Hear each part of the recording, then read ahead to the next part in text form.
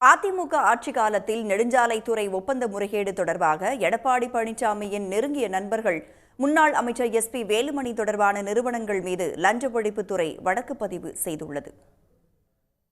தஞ்சை சிவகங்கை கோட்டங்களில் சாலை மேம்பாடு பராமரிப்பு திட்டங்கள் குறித்தும், கோவை கோட்டத்தில் ஆத்துப்பாலம் உக்கட மேம்பால கட்டுமான திட்டம் குறித்தும் லஞ்ச ஒழிப்புத்துறை விரிவான விசாரணை நடத்தியது. இதில் அதிமுக பொதுச் செயலாளர் எடப்பாடி பழனிசாமியின் நெருங்கிய நண்பர்கள் நிறுவனமான SPK&Co மற்றும் RR இன்ஃப்ரா நிறுவனங்கள் சாலை பணிகளுக்கான டெண்டரை பெற்றதில் முறைகேடு செய்தது தெரியவந்தது. அதன்படி சாலை பணிகளுக்கான RR இன்ஃப்ரா நிறுவனம் 655 கோடி ரூபாய், JSV இன்ஃப்ரா நிறுவனம் 493 கோடி ரூபாய் டெண்டரை பெற்றதில் முறைகேடு செய்தது தெரிய வந்தது. மொத்தம் 2000 கோடி ரூபாய் சாலை ஒப்பந்த பணிகளை விதிகளை மீறி பெற்று அரசுக்கு 20 கோடி ரூபாய் இழப்பு ஏற்படுத்தியதாக லஞ்ச ஒழிப்புத்துறை வழக்கு பதிவு செய்துள்ளது.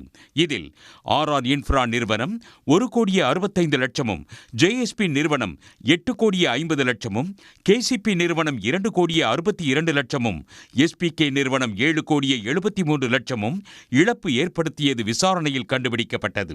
இதனை அடுத்து SPK&Co நிறுவனம் மற்றும் RR இன்ஃப்ரா நிறுவனம் மீதும், முன்னாள் அமைச்சர் வேலுமணி தொடர்புடைய நிறுவனமான KCP இன்ஜினியர் நிறுவனத்தின் மீதும், JSV என்ற நிறுவனத்தின் மீதும் லஞ்ச ஒழிப்புத்துறை வழக்கு பதிவு செய்துள்ளது.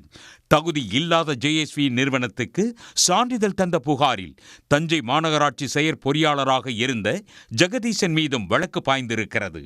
உடனுக்குடன் செய்திகளை தெரிந்து கொள்ள சன் நியூஸ் பெல் ஐகானை கிளிக் பண்ணுங்க.